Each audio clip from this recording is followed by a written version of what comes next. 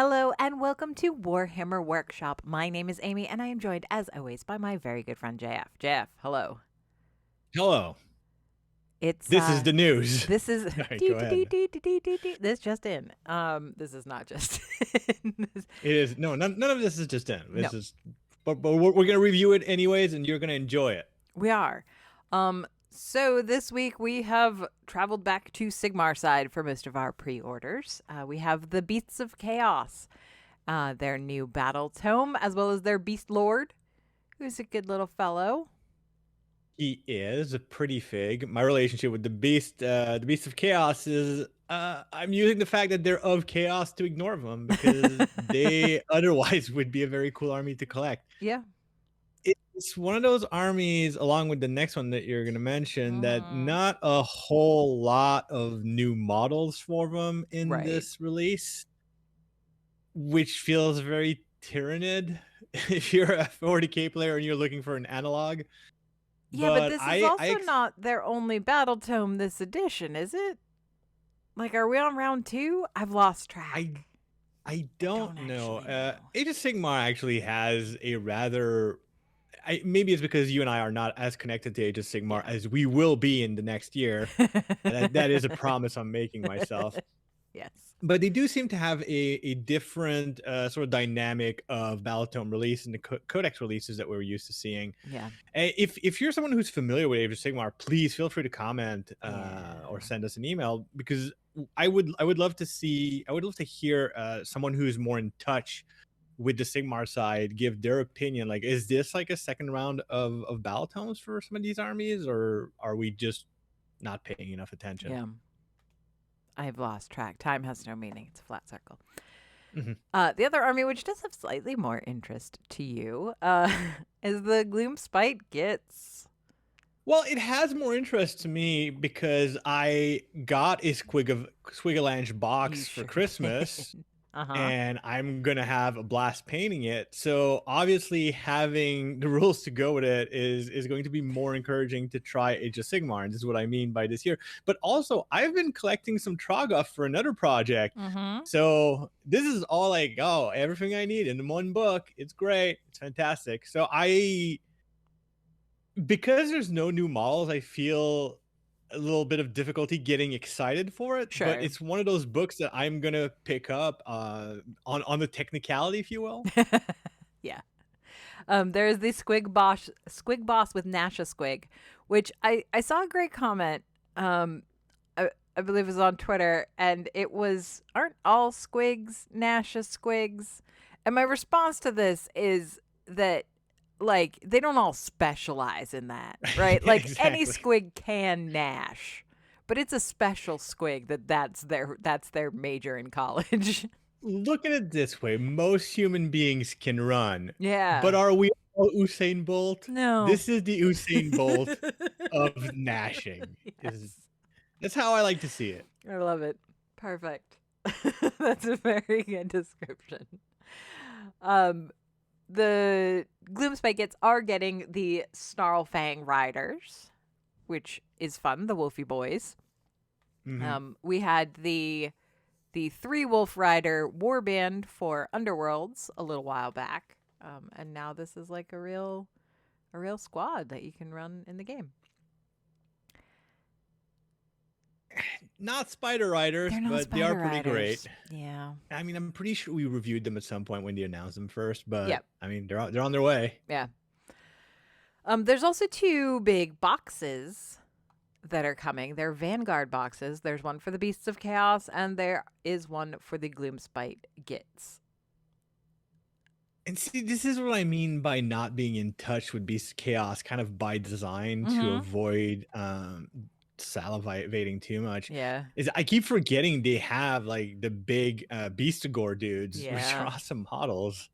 And now I see it in this box. It looks like it's got a bunch of Gores and Ungores, obviously a champion, but it has 3 of the Beastigores, and now I'm not considering it, but not considering. Like, I've got, that's the thing. Like, I've got the the boxes, the squiggalanch I have is a prophylactic to keep me from acquiring more Age of Sigmar at this point in time until I have something playable. Because that's the thing, for 40k, getting into new things is easy because I've already got playable armies, so I can magpie, I can just jump from project to project, and it doesn't feel like it makes me unable to play it. Right. For Age of Sigmar, as long as I don't have anything playable, my hands are tied, so I need to focus. We'll see what happens after. I'm a lot more attached to the Beastmen since our time playing Vermintide. Now I'm like, yeah, they're pretty great. I've destroyed a lot of those banners. This is great. I like them. I mean, they give me PTSD, but it's fine. It's fine. For that very reason. Yeah. So then we've got Necromunda. And we talked about this a little bit ago that they announced, but it's the Ash Waste Nomads Herder with Arthromite Duneskuttler. So many great little critters in Necromunda right now. So many. Necromunda is really becoming the menagerie of the 40k universe, which I am not against. No, it's not great. mad about it. But between like all the mites, the mite riders, the Duneskuttler, you've got that crocodile thing, and now we've got the Ripper Jacks and the Millisaurs back. It's a lot of animals. Yeah. Which leads us really nicely into the tease for the League of Votann. I mean, there's a bunch of also like a bunch of your usual Black Library releases that we don't tend to go over, but I want to take this opportunity to segue into the announcement for the LVO preview. Yeah, that will be happening. That has already happened as you're probably watching this or listening to it. Yeah, and the only model that they've showcased so far as a preview is another good boy. yes, they have. Oh, yeah. So speaking of menagerie, how many we're getting up there in having dogs in the 40k universe? Yeah, which is great. I think the reigning theory for this good boy is that he's going to be an Arbitus model. Yeah. Which makes sense. I mean, just by the look of his design, the fact that he's a sort of cyber hound. Very police dog. Yeah. Very, very police dog. He's got the look, he's got the tech. Even the type of armor he's wearing fits with the Arbitus. So the idea that we're going to see a preview for a new Kill Team box, perhaps with more Gallodark scenery. I hope so. One of the teams being Arbitus, and the other team being who knows what. Yeah. My personal opinion is that the Arbitus team should be just one dude and nine dogs. 9 dogs. Of various aggressive breeds, like a good bulldog, and a couple Doberman, German Shepherd, a Great Dane. Like, have fun with it. Yeah. It's not what we're going to get. No, but it would be good. Yes, because Games Workshop tends to leave money on the table. I feel that an all-dog kill team would be...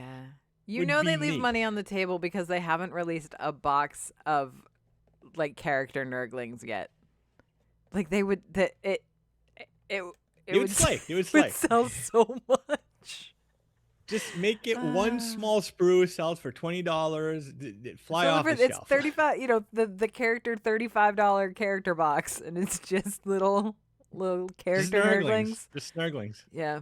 No, absolutely. There's no question in my mind that would just absolutely. It would just. Yeah. It would all vanish from the stores. It would be great, but it's not going to happen. No. Other things that we're going to be seeing in this preview are obviously Warcry. I mentioned Kill Team. We're going to see some 40k, some Age of Sigmar, and also, is there Necromunda in that list?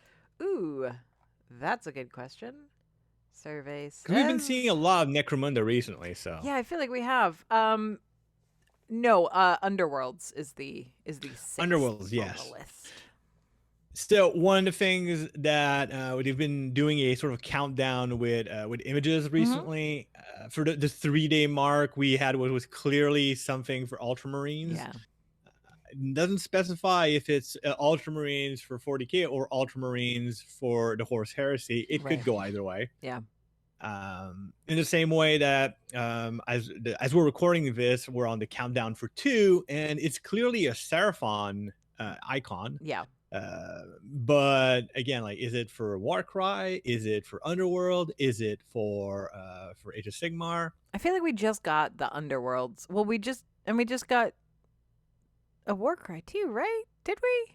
We only just got Warcry, I believe. No, because the Underworlds one was last season, and it was not that long ago with the Doot boy. It was good. So yeah, that's actually a good call.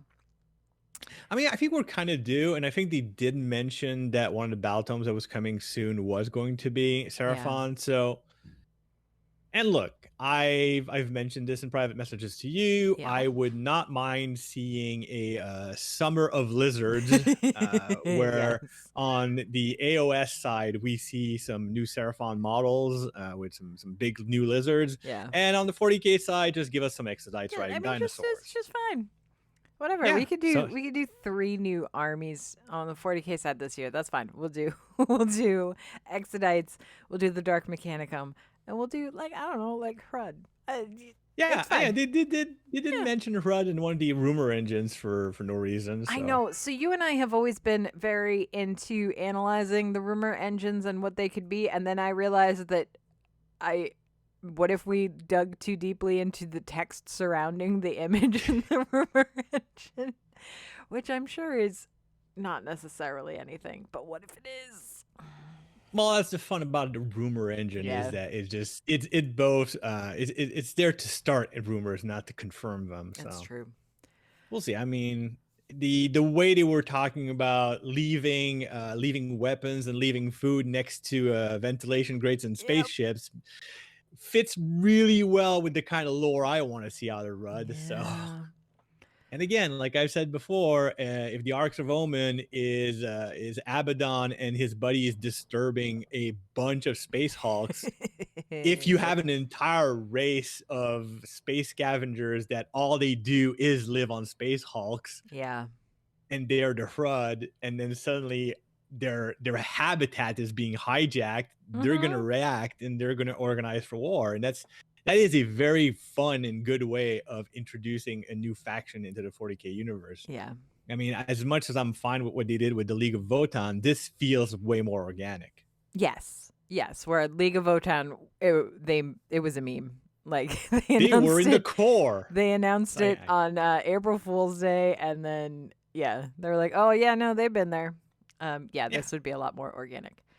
Of course, everything from this preview is going to be old news by the time that you hear this, but we will have our preview review video out on our YouTube channel, youtube.com/Warhammer Workshop TV. Absolutely. And if you've seen this video, welcome to the We Were Wrong podcast, where nothing we say matters. Nothing we wanted came to pass. Speaking of old news, approximately like 30 seconds after we recorded the last episode and we were talking about the Horus Heresy jet bikes, the Warhammer community page put out their article about the Horus Heresy jet bikes. Yes, and I mean, Tabletop Inquirer had a far more graphic way of saying that the models are exactly what you wanted from iterating from the Forge World models. Yeah. In the sense that their iconic design has been preserved. Yes. Now, I mean, I like that that's what they're doing with all of these conversions to plastic, because if you have been a collector for a while, if you're adding to your collection, or even if you're just playing against someone with all new models, it doesn't look out of place. No, absolutely. And this is something that we've seen with some of their conversions, usually from Forge World to, let's say from resin to plastic, is they don't tend to move away too far from it. Right. One of the fun things to do if you're playing against longtime Tyranid players and they have a Trigon on the table is to spot whether they have an original resin Trigon or a plastic Trigon. And it is not something that you can just determine from 3 feet away. Yeah, that's fun. And I like that, especially for Horus Heresy, something that, like, one of my complaints originally for Horus Heresy as a game that they were putting out is my which has been proven completely wrong. My original prediction is that they were putting out plastics for people who already spend hundreds, if not thousands of dollars on resin. No. So who's going to buy this? Well, apparently the same people who already bought the resin just to have more. Yeah. I should have seen that coming. That's how I behave. But that being said, like if you're adding things to your already existing army, the fact that it can, blend in so well with your older model is very important, especially for a system like Horus Heresy that had such extensive lines of models. Yeah. Now, so these are the Sky Hunters, and so that in my forever wavering between Horus Heresy chapters, they do say that the Night Lords do famously love the Sky Hunters, so that's a check mark in that column because these are pretty fun, and I would not mind. They'd look pretty nice with some lightning on them. Yes, they are an exciting model. Thrilling. Yes. So yeah. If I were doing Emperor's Children, I would have units of those. Many. Very big. And they would all have very interesting names. This is Turgid unit. Oh no. Anyways.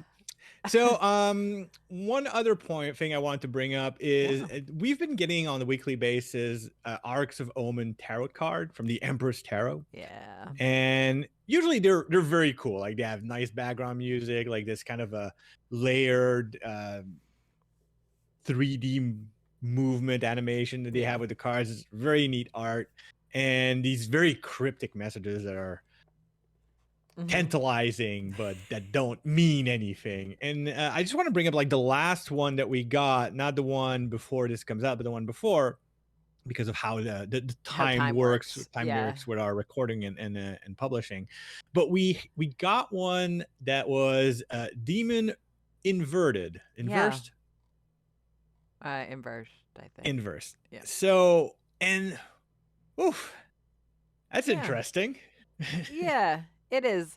Especially because this is our second inversed card that we've gotten. The other one being the Emperor, right? And this one felt a little more obvious what they meant. Is because he's the God Emperor, but he's a corpse emperor. Yeah. So I get it. But I mean, I think the interesting thing about them both being the inverse cards is a little more strange / interesting / and whatever. Which brings me a little bit to the question I asked you when I first saw this, is as someone who actually knows and enjoys, well, I don't know if it's enjoy like is fine. That's fine. That's fine. That's like a fine enough verb. an aficionado of tarot. Yeah. Inverse does not necessarily always mean just the flip side. Like it doesn't mean like the antithesis of what the card is. Like there's more complication to it. Yeah, it's usually in that direction, but it's not necessarily quite so black and white. But in the interesting thing, like, and this is one of those things where I go, is it just people that aren't as familiar with tarot, or is this a conscious choice in that when we got that first inverted card, because the card itself, like the art is inverted, but the card is not, which is not how tarot works, because then there's no way for it to be right side up. And so was that a conscious choice, or did someone just not understand? And I have been mulling this over for weeks and I don't know what the answer is. And that's the thing, like the demon inverted card is interesting because there's a lot of ways to interpret it. Yeah. The art itself is just a demon stabbing a demon that's stabbing the first demon. Yeah. So it's the Ouroboros you look at demon stabbing. Yeah. Exactly. So in a way, like it could mean just whether it's inverted or not, it means the same thing. It just represents the endless cycle of chaos sort of cannibalizing itself. Sure. Maybe that's just what this is, the direction this is going, which in a way would be a little disappointing because it's just more of the same. Yes, we understand it. The great game. That's how it works. Yes. But at the same time, like, you can go in so many extremes. Like, do they one of the other boring extremes would just be, well, the inverse of a demon, it would be just people that don't like demons, so it's just the Imperium, I guess. Yeah. Or Eldar or whatever, anybody that's against chaos. Yeah. And then you can get really, really fantastic about it and just think about what's the other inverse of a demon? Well, it would be an angel. And that sends us down That quite a rabbit is hole. exactly, because 40K does have a lot of it's got examples of divine beings, Sure. the Emperor being one, living saints being another. The idea of hinting towards a faction of anti-demons or angels or whatever the opposite of warp might be. Yeah. I mean, it would open some interesting new doors for 40K, but it would also kind of throw a monkey wrench in those gears. Really big time. Yeah, it's a would change a change to the lot. set. It's a change to the setting that feels logical and could be organic, but also is maybe bigger than just introducing Ruds Yeah. into Space Hulks. Yeah. Yeah, definitely. And one of the things to remember also is that it's in the spirit of the grimdark of the 40K universe. It's not because they would be angels against chaos that they would necessarily be good for humanity either. No. Because I mean, at some point, the way that you keep people from being corrupted by chaos, like, there's a pretty efficient way to do that, and let's just kill all the people. And then you don't have that problem anymore. And the interesting thing is that you don't need to tie it to necessarily the sort of more Judeo-Christian interpretation of angels either. You can tie it it would even be probably more interesting to tie it to the Eldar, the Eldari religions. Yes. Being a return of their own gods and new servants or old servants of these old gods, because they are the classic opponents of chaos way before humanity got involved. Right. I mean, humanity's only involved because they corrupted half a bunch of legions of space marines, so whatever. Like, yeah. But they're not the ancient enemy. Right. So it's probably going to be something boring. Well, not boring. It's probably going to see something a little less flamboyant. Yeah. But I mean, the whole point of playing these games is to let the imagination go a little bit. Yeah. Yeah. I do like the tarot cards. I like that they're doing this. I do really hope that they put out a tarot deck. But as you said, they won't because it's too powerful. But yeah. It's mostly if they put, again, like, that's a lot of great art. Printing that as a tarot deck, if they make all the cards, would be not be too difficult. Yeah. But Games Workshop is often allergic to making easy money off of printing things that are readily available. Yeah. We all remember the debacle of 6th edition rule books. Oh yeah. Oh boy. Yes. For those who weren't there, this is where we first saw in some of those starter boxes the equivalent of what the Indomitus box was. They would come with a tiny little booklet of rules, very, very similar to what we see in some of the campaign books now. And those would come with the box set, and they would release box set after box set, each of them having this rule book, but never would they release the rule book on its own, no matter how much people said they would pay for it. The secondhand market for that little book was huge. It became very commonplace for people to buy a box set, keep the rule book, and just sell the models and just break even. Yeah. And that is just one of so many examples of Games Workshop having a product ready on hand that they could make easy money with. Easy money. Love the little rule not book. Do it. Yeah. Well, now we have them everywhere, so they do listen eventually, but it took us a while. At the time, it felt like it was just an easy win, and this is why I often say, like, a lot of people like to say that Games Workshop is a greedy company, and I don't think they're greedy. I don't think from an individual standpoint they're stupid, but as a whole, they make stupid decisions sometimes. Yeah. Some of these stupid decisions make them look greedy, and some of these stupid decisions make him look the opposite of greedy. Like, not generous, just not clever with their money, not good with their allowance, if you yeah, will. yeah. It was just a matter of, instead of putting it in the box, just hand it to me and I'll give you money. And they were like, no, Nah, no, we won't be doing that. Thank you. nah. It's, What a time. they're getting better. Yeah. But anyways, I think that's the news for this week. The we always get a slow news week just before they do a preview, so this feels normal. Yep. You'll just be listening to it after the preview. So exactly. So great. let's 1 minute each and just give me your one wish prediction that you could be wrong about. Oh, my one wish prediction that I could be wrong about? Yes. All right. So in today's preview image for the countdown with the Seraphon image, there were a lot of like bugs as part of the art. And while in my heart of hearts, I know that this is purely decorative. I wouldn't mind something with some bugs on the Sigmar side. That would be kind of fun. There's a lot of those. A lot of the Sylvaneth have really cool bug things. So I feel like other armies could have really cool bugs. I'm a big fan. I'd like to paint some bugs. So let's go bugs with were something fun. with bugs. Especially if you're a fan of color shift paints, bugs are very cool. How about you? On my side, I think that I would like the kill team box to have, as mentioned, we're gonna have Arbitus. I'm 99% convinced about that. So far, all the kill team boxes for Gallowdark have had a different sprue. There's 2 of them, so it's not like a whole big list. So I'm hoping that we see more of the Gallowdark scenery with a new 3rd special sprue. That would be neat. Yep. And I want the opposite team to be Crud. I want it to be like the idea of the police going after the sewer dwelling scavengers. Yeah. I don't know. It feels right. That'd be amazing. And wrong, but right. Yeah. Yeah, just having that good boy running around like sci-fi rat people would be neat. Trying to bite the little Hrud. Wow.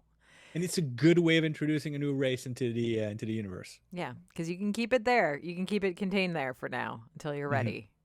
Exactly. Like people But can you get have people taste. excited. Yeah. Yeah. So those are my wishes. I like it. Yours are very good. I'm ambitious. You are. So if you want to see our actual reaction to the preview, go to youtube.com/Warhammer Workshop TV for the preview review. If you need any of our other contact information, that'll be in the show notes. And until next time, happy hobbying. Materials shown in this video are provided fully or in part by Games Workshop for promotional purposes. If you enjoyed this video, please consider dropping us a like and subscribing. Thanks for watching.